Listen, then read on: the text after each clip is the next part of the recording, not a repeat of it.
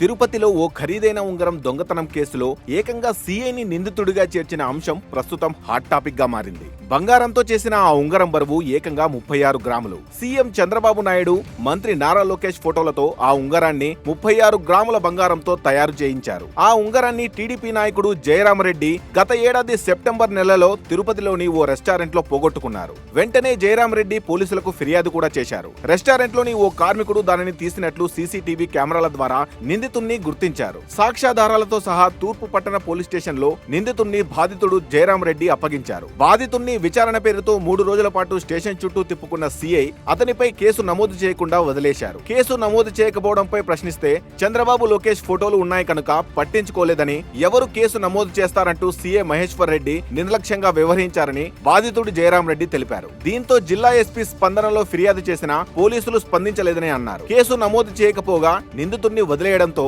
కోర్టులో ప్రైవేట్ గా పిటిషన్ వేశానని బాధితుడు జయరామరెడ్డి తెలిపారు. కేసు నమోదు చేయకపోవడంతో పాటు నిందితుడిని వదిలేసి నిర్లక్ష్యంగా వ్యవహరించారని, సీఎం మహేశ్వర్ రెడ్డిని A2గా కేసులో చేర్చాలని కోర్టు ఆదేశాలు జారీ చేసింది. దీంతో పోలీసులు కేసు నమోదు చేసి దర్యాప్తు చేస్తున్నారు. ప్రస్తుతం ఈ వార్త పోలీస్ శాఖలో సంచలనంగా మారింది.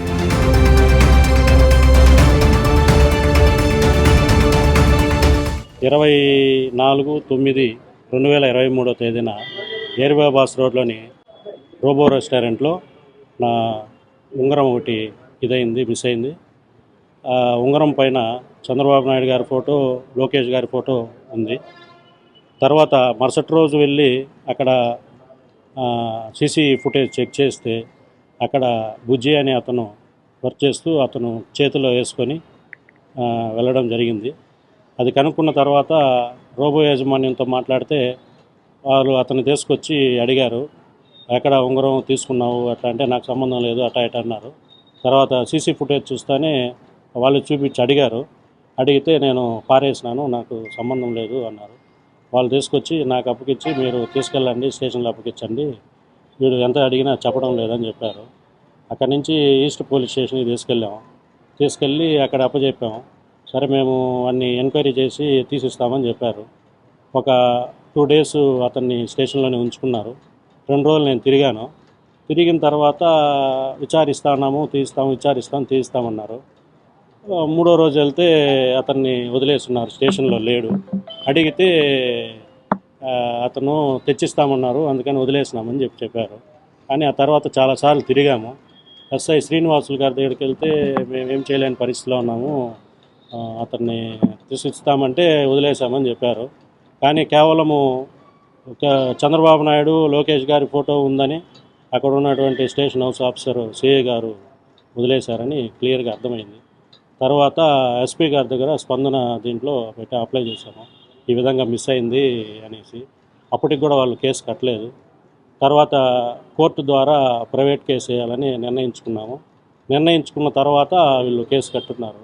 ప్రైవేట్ కేసు ఏసీ కోర్టులో ఏమేమి సబ్మిట్ చేశారు, మీరు ఎలా చేశారు? సీసీ ఫుటేజ్, అతనెత్తి చేతికి వేసుకునే సీసీ ఫుటేజ్, తర్వాత ఉంగరం ఫొటోసు, మొత్తం అతను వేసుకుంటా ఉన్నది అనేదాన్ని నిరూపించగలిగేటువంటి ఫొటోస్ చూపించాము. అదే ఇప్పుడు సిఐ గారిని విచారించి అతన్ని కూడా ముద్దాయించామని చెప్పాను. ఎందుకంటే అంటే ఆధారం లేకుండా కాదు, ఆధారంతో చూపించినాం. ఎవరైతే ఎత్తుకున్నారో అతన్ని తీసుకెళ్ళి స్టేషన్లో అప్పగించి ఆధారాలు చూపించామన్నమాట. అయినా కూడా వాళ్ళు వదిలేశారంటే, ఒకటి వాళ్ళు తీసుకోనన్నా వదిలేసి ఉండాలా, లేదంటే ఇంకా ఎందుకులే ఈ చంద్రబాబు నాయుడు, లోకేష్ బాబు గారి ఫోటో ఉంది కదా మనకెందుకులే అని కక్ష పూరితంగా వ్యవహరించినట్టు బుజ్జి అనే ఒక స్వీపర్, దాంట్లో క్లీన్ చేసే ఒక అబ్బాయి దగ్గర ఉంగరం ఉన్నట్లు వాళ్ళు గుర్తిస్తారు. దానివల్ల వాళ్ళు అతన్ని బార్ రెస్టారెంట్ ఓనర్లు మరియు ఈ కంప్లైంట్ ఇద్దరు కలిసి విచారిస్తారు. అతను ఆ ఉంగరం తీసుకున్నది వాస్తవమే, దాన్ని డస్ట్బిన్లో పడేశాను నేను అని చెప్తాడు. దాని మీద వాళ్ళు అన్ని రకాల విచారించారు, మేము కూడా విచారించాము. అతను అడ్మిట్ కాలేదు, నేనైతే తీసుకున్నది వాస్తవం సార్, రాళ్ళు ఉన్నందున ఇది నకిలీదని నేను డస్ట్బిన్లో పడేశాను, అది మున్సిపాలిటీ వాళ్ళు తీసుకుపోయారు అని అతను దాదాపు ఒక 3-4 రోజులు అతన్ని విచారించింది వాస్తవం. విచారణ అయిపోయిన తర్వాత ఆ కేసు నమోదు చేశాము, అది విచారణలో ఉంది. అంతకు తప్ప ఇందులో ఎలాంటి వీళ్ళు చెప్పే విషయాలన్నీ ఎక్కడ మేము మాట్లాడలేదు. మేము ప్రతి కంప్లైంట్కు గౌరవం ఇస్తాం. ఎక్కడ ఈ కేసులో అయితే కేసు నమోదు చేశాం.